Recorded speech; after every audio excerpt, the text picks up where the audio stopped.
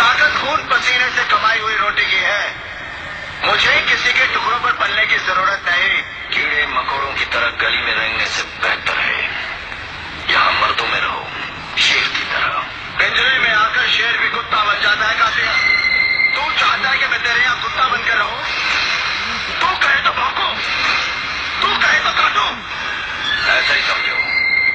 तो क्या हमारे साथ काम करोगे तो नाम होगा तुम्हारा, इनाम मिलेंगे, रुपए पैसा मिलेगा, इज्जत होगी तुम्हारी और लोग डरेंगे तुमसे। डराकर लोगों को वो जीता है जिसकी हड्डियों में पानी भरा होता है।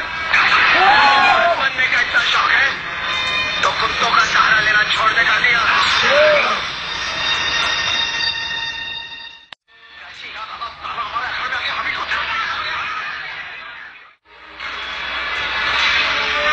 इसकी मौत सोचनी पड़ी।